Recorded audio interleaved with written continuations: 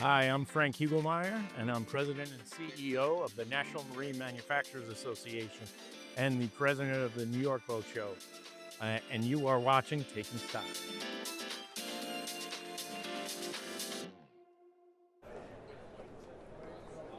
2 minutes to go here into the close. We are expecting record high-setting territory finishes for both the New York Stock Exchange Composite Index as well as the S&P 500. Not quite at that psychological level of 7,000, but getting quite a bit closer right now. It's 69.79 with about 90 seconds to go left into the end of the tape. Technology, utilities, and energy, those are your strongest performing sectors in the S&P 500 on this Tuesday, January 27th. Losses to the downside in today's session here on the street, led by healthcare, financials, as well as telecom. Healthcare stocks are really in focus. We'll talk a lot more about names like CVS, Humana, United Healthcare, and more coming up in just a bit. Consumer confidence reaching its lowest level, going all the way back to 2014 from the conference board, also somewhat on the top of minds of investors today. And today, January 27th, marking 1 year since the DeepSeek AI-fueled sell-off. Remember that one, Michael? 1 year ago today. The great Michael Reinking's on deck from the NYSE. He'll join us here on the show right after the closing bell to get his take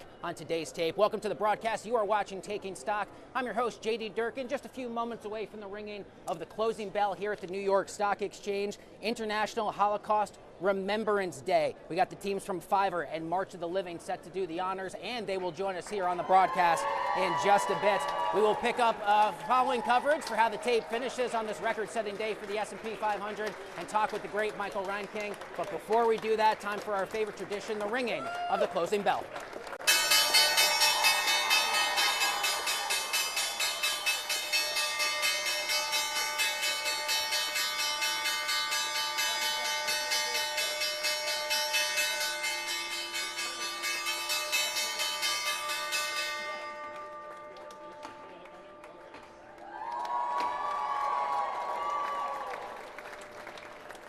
And your final tale of the tape on this Tuesday, January 27th, a fresh set of all-time highs for the NYSE Composite Index as well as for the S&P 500, closing at 69.78. The Dow, however, down 0.8%. That's because your most weighted names, price-weighted that is, not market cap, of course, with losses, including Goldman Sachs, Amex, and UNH we talked about there a moment ago. And the small caps holding on to gains up about 0.25%. Michael Reinking is a good friend of ours here on the show. He is the senior market strategist at the NYSE. Thanks for being here to kick off the broadcast. JD, thanks for having me. I do want to talk about the dollar reaching the lowest level in 4 years. It fell as low as 96.13. What is that telling you either about investor confidence right now or a lot of other factors we're following? So we actually got some comments from President Trump just at the end of the day, which I added to that downside, right? Where he basically alluded to the fact that he didn't think the dollar weakness has been too much, and he actually, in his own Trumpian way, said he didn't mind the dollar going up and down like a yo-yo. So that was sort of interesting. Not something you typically hear, kind of in terms of policy. Look, the dollar weakness has kind of been an ongoing theme that we really started to see kind of earlier last year. There are multiple different factors kind of weighing on the dollar, right? We're seeing kind of interest rate differentials start to kind of narrow, right? But we've also seen this idea of kind of this de-dollarization, kind of after some of the Washington policy where kind of investors and central banks are looking for non-dollar assets after you saw sanctions and things of that nature. Right, so it's something that's been kind of ongoing. We did see a little bit, kind of an acceleration to the downside after there were some reports last Friday that the Federal Reserve was doing a rate check with banks, suggesting that there could be some intervention, especially as it relates to the Japanese yen, right? But it is a pretty widespread, kind of move for the dollar. It's not just the yen, it is pretty widespread across currency crosses. You mentioned the central bank. Happy Fed Day Eve to all who celebrate, which, trust us, is all of us down here at the big board. 2 o'clock decision. I think it's pretty baked in at this point what to expect, but 2:30, one of Jerome Powell's last press conferences as chairman of the Fed. What are you going to be listening to? Yeah, look, I think, at this point there's not a whole lot of drama as it relates to monetary policy. Markets have pushed out the expectations, for the first Fed rate cut this year to come kind of in the middle of the year, right? That's back from kind of early, kind of Q1 when we coming into this year. I think kind of the big topic that kind of the press will push on is the most recent investigation by the DOJ. I don't necessarily think that Chair Powell will kind of really bite on that. We'll be looking for some more commentary around kind of the balance sheet, which they've kind of started to rebuy treasuries again. So that's something kind of markets will be paying attention to. And then the one curveball that you could possibly get on a Fed day is we're waiting for President Trump to announce Chair Powell's replacement, right? That would be kind of interesting if you actually got the announcement tomorrow. Holy maybe 2:30, cow. who knows? That would be the big Right, curveball of the day. coincidentally, yeah. But Powell is a very disciplined messenger. I don't expect him to take the bait on inevitably those questions, even about the Lisa Cook dismissal case in front of the Supreme Court. There's a lot of drama outside of the lane of pure monetary policy. As if all of that weren't enough, this time tomorrow, Microsoft, Meta, Tesla, we really kick off the Mag 7 earnings. What are you going to be looking for? Is it CapEx? Is it spending strength? There's so many metrics to point to. Yeah, so look, I think, for every company, it's a little bit different, right? And the setup this quarter is also different than what we've seen for much of the last year, right? Where, one of the indexes that we like to pay close attention to is the NYSE FANG Plus index, right? That index is actually, kind of been underperforming. So if you look, it topped out in October, and it's down about 7%, kind of since kind of Halloween. Right, and it just tagged its 200-day moving average last week, right? So a lot of those stocks have been underperforming. Now they bounced over the last couple of days, which is some of that rotation that we've been seeing, right? So for the start of the year, everybody talked about the broadening. We saw the Russell 2000 outperform the S&P 500 for 15 consecutive days, the longest streak going back to the mid-1990s, right? That's reversed as of Friday. We're now seeing kind of those mega cap tech names coming back into, kind of coming back into that leadership position for the last couple of days, right? And then, we have the earnings tomorrow night, which are going to really set the stage.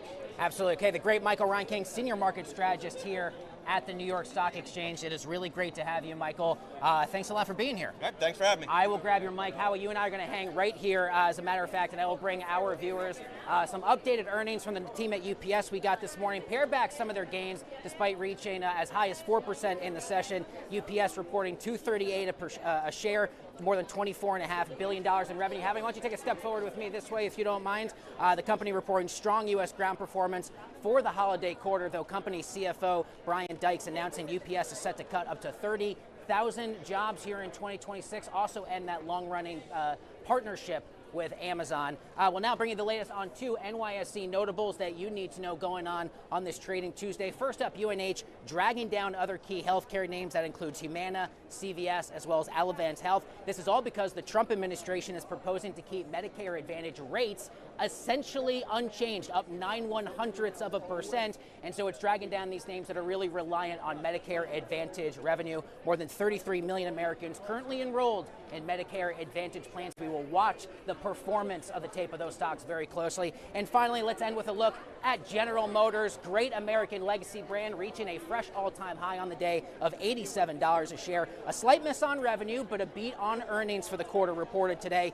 $2.51 a share, raising its 2026 profit outlook, boosting its quarterly dividend, and announcing a $6 billion buyback. GM shares now up 6% already in 2026 and up almost 60% over the last 52 weeks. We have a very special edition of Taking Stock coming up after a short break here from the New York Stock Exchange. Do not go anywhere.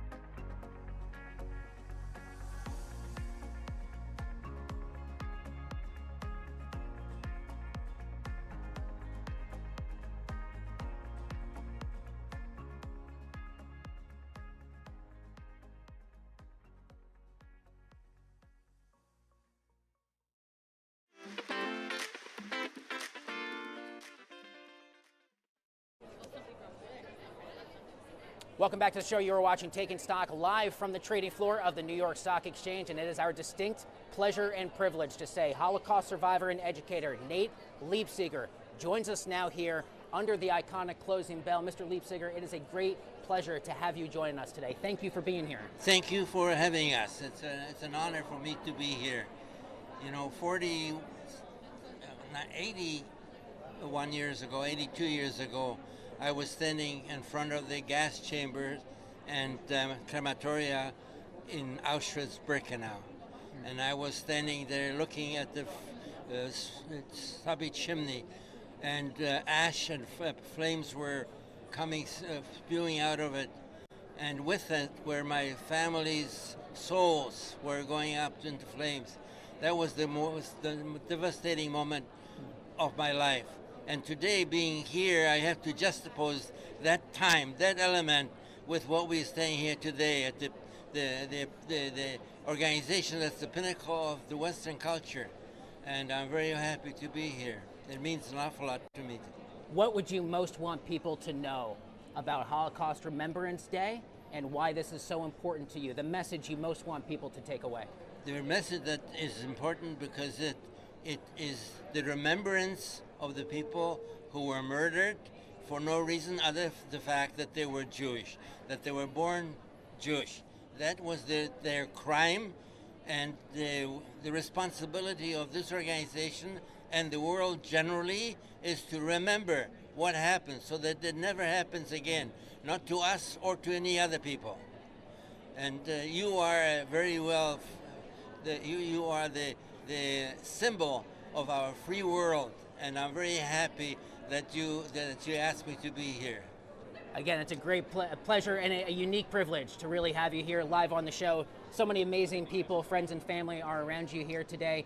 You're doing this in partnership with March of the Living, yes, as well as Fiverr. Yes. These are some tremendous tech companies. What is the business angle that helps to empower something as important as remembering Holocaust Remembrance Day? I think that the industry, especially the electronic industry today, and AI, is at the driving edge of our economy, and it is very important that the community, that the business community realizes that it not only does it have a privilege and power, but it has responsibility, and the responsibility is to the world to make sure that justice and equality and love is promoted over hate. To acknowledge Holocaust Remembrance Day today is one thing. To do it all year long is a different challenge. It As is a people challenge. listen to this interview, what more do you want them to take to heart the rest of the year? To do it, to remember that denial of Holocaust means to remurdering of the people who were lost. And I think it is important that we remember that every day is a day, as you said, to remember.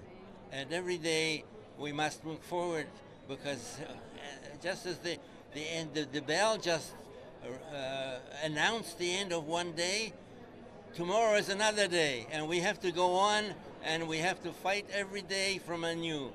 And that's what I had to do when I was in a concentration camp. Every day was a new challenge. Every day depended on hope. And if I'd lost hope, we would have been gone. But today I have all kinds of hope, because I'm here at this wonderful institution that is, making sure that the free world is moving forward and it's flourishing. Nate Leipziger, thank you so much for taking the time to join us here at the New York Stock Exchange. Very nice to have you, sir. Thank you. Thank you for doing it. We'll take a quick break. Much more Taking Stock coming up from the NYSE after this.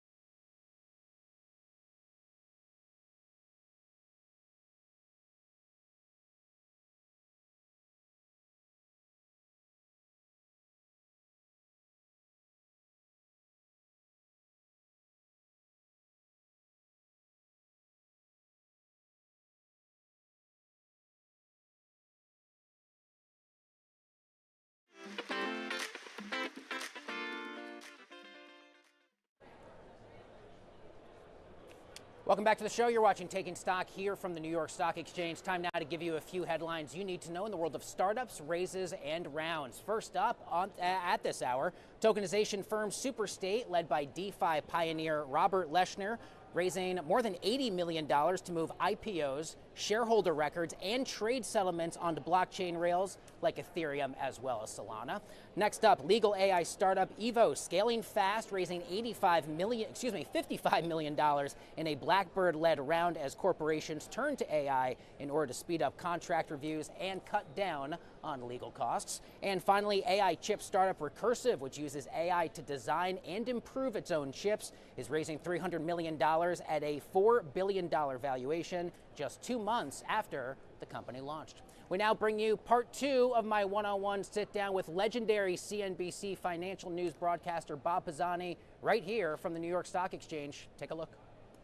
Bob Pisani joins me now here on the trading floor of the iconic New York Stock Exchange, making his return once again to the big board where he has worked for many years. He is the author of the book, Shut Up and Keep Talking, Lessons on Life and Investing from the Floor of the NYSE. What an honor to have you here, and thanks for joining us. Oh, thank you, JD. You have studied and written a lot about behavioral economics. What is one surprising either development or trend about behavioral economics that you've learned from watching traders in action here all these decades? Well, the big thing about behavioral economics, and I didn't realize this entirely when I got here in '97, I knew about it, but I didn't emotionally understand it. Behavioral economics purports to show how people really behave, not how they're supposed to behave. So in classical economics, people buy low and sell high. It turns out they don't do this. They buy high and sell low. Well, why do they do this? Why do they act what seems to be irrationally? And the answer is because there are impulses that people have developed that cause them to do irrational things. So, for example, people will hold on to losers way too long. And people will sell their winners way too quickly. Economics shows you that that's not a good strategy, but for various reasons have to do with 40, going back to the Stone Age, people will engage in that kind of activity. So all of a sudden, in the year 2000, Robert Shiller, the economist at Yale, came out with a book called Irrational Exuberance. And Shiller had become famous in the 1980s for pointing out something that we all understand now, and that is that the movement of the stock market, the stock market is much more volatile than you would expect from rational economic behavior. So if stocks follow predicted paths of earnings, then you would expect a certain amount of volatility because the earnings exhibit a certain amount of volatility. But that's not what actually happens. The volatility of the stock market is much greater than the volatility of the earnings projections. Shiller concluded that there is some kind of mysterious, irrational component to investing that is causing the stock market to become more volatile. This was the birth of behavioral economics. And what he is trying to say here, which is now accepted wisdom, is that people don't act rationally and evaluating the stream of earnings and cash flow. They make irrational decisions, and this causes the increasing volatility that's going on. Let's talk about Jack Bogle, founder of Vanguard, champion of the low-cost index fund. What can investors today learn from Jack Bogle? Stay the course. The most important thing, people ask me again, what's the S&P going to do this year? I say, well, look, that's not the right question to ask. The right question to ask is, what kind of plan do I have for the long term? So people stop me all the time in airports and say, what are we going to do? What's the S&P to do? I said, let me ask you a question. How old are you? I'm 35. I say, okay, you're going to live for 60 years. You're going to probably live 95, 60 more years. First off, what happens to the S&P 500 isn't going to matter at all to in the long run. They were down 18% in 2022. Nobody even remembers that. So the most important thing is to have a plan. Understand what your risk tolerance is. What percentage do you want to own? Set up a plan in stocks. What percentage do you want to own? How much can you save? What is your risk tolerance? How much can you afford to lose? How much can you sleep at night? If you have 70% of your 401k in stocks, is that too much for you? So it's all about your time in the markets, how long do you think you'll be in. It's all about how much risk do you want to take. It's all about the costs. Make sure you keep the costs low. And people say, oh, I'm paying 2% for a mutual fund versus 1%. What's the difference? And it turns out 1% over 30 years is a big difference. What is one lesson you wish you had learned earlier in your broadcast career? I wish I would have been a little more humble in the early days. And it's funny, as I got older, I got more humble. I got a little less dogmatic about things. I wanted to get out and tell people very early on what the perfect way to make money is. So I went out every night for decades with traders saying, tell me what the CBD is. And it turned out most of the traders in a real way did not outperform the market. Most of them did. I did learn about some lessons about investing in markets. For example, single stock trading, Chinese laser scheme, owning single stocks was very, very risky. That's why I went into index funds. And I think the important thing is learning to be a lot more humble. The book is Shut Up and Keep Talking. The author, the great and one and only Bob Pisani, back here at the New York Stock Exchange. What an honor. Thank you, Bob. JD, thank you very much. Great to have places.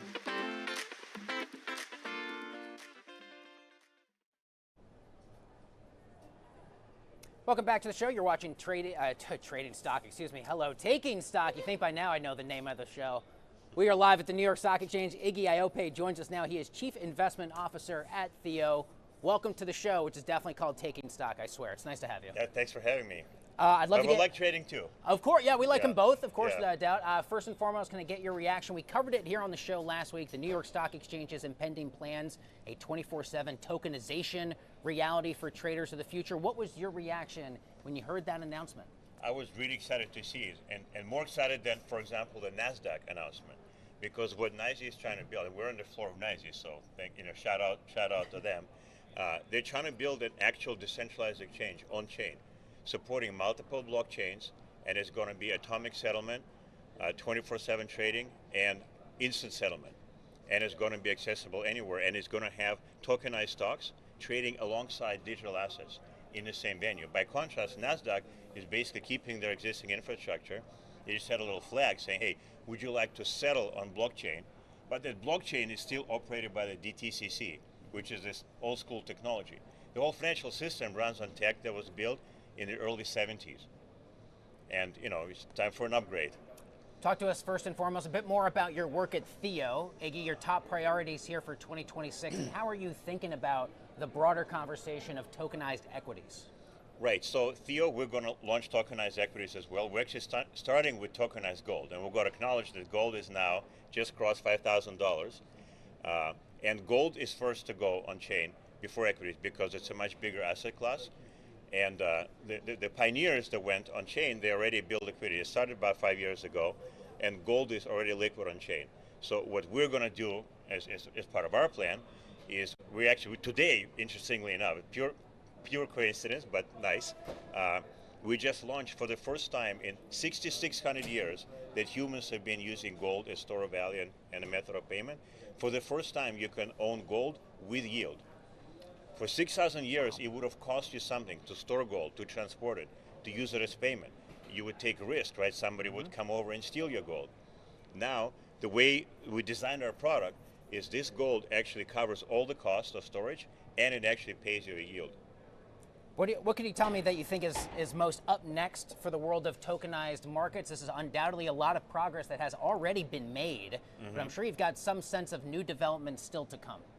Yeah, I think it's going to be regulation and liquidity, right? So like NYSE, for example, because their vision is much more forward-looking, is going to take longer to get the approvals than, for example, the NASDAQ, which is sort of like what I call tokenization theater, where you tokenize some assets, some financial asset, called real-world assets, right, RWA, and you put it on chain, but you don't actually use the chain, right? So our North Star, Theo, for example, is to go beyond issuance, right? So we actually build markets on chain that are scalable, that are liquid, and they're accessible anytime, anywhere, by anyone.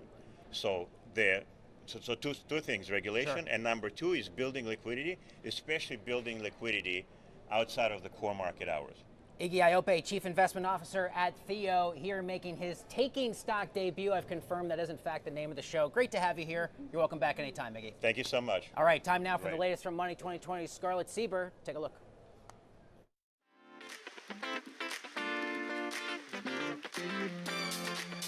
Welcome back. I'm Scarlett Sieber with Money 2020, and this is how fintech companies actually make money. because the headlines are great, the big dollars are great, but what's happening underneath the surface? So today we're going to be breaking down the fintech known as Upstart. Also happens to be listed here at the beautiful NYSE. The AI lending marketplace that turns risk scoring into repeatable, fee-driven cash flow. Upstart's core is AI underwriting. It prices consumer credit risk, originates loans via bank and credit union partners, and moves those loans to whole loan buyers or into securitizations, collecting fees all along the way every step. Think balance sheet light enabler first, lender second. The money map looks like this. Origination referral fees paid by partner lenders for each funded loan. Platform and servicing fees for payments, collections, and borrower support. Loan sale margins and securitization economics when loans move off the platform, that spread capture plus servicing rights. The model licensing and decisioning, banks pay to use Upstart's AI to lift approvals at comparable or better loss expectations.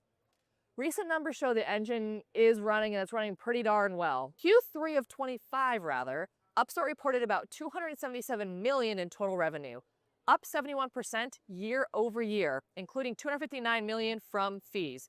Originations were roughly $2.9 billion, up 80% year on year. And that GAAP net income flipped positive to about $31.8 million. On the funding rail, multiple 2025 ABS deals carried robust credit enhancements across tranches, signaling investor appetite for AI underwritten pools. This moat, data scale and model performance reinforced by real loan outcomes. Reality check though, credit cycles and funding conditions can compress approvals or push more balance sheet exposure. Unit economics have to hold in any weather, and that can always be a bit tough. So Upstart turns underwriting into software-style revenue. Every approved loan rings the fee bell. Every well-serviced portfolio adds a new line item. It's a lending economics with a SaaS heartbeat, and that's how Upstart and this fintech actually makes money. Is there any fintechs that you want to hear about and how they make money? Let's break down that P&L. Put them in the comments below, and we'll see if we could feature them next time. Back over to you.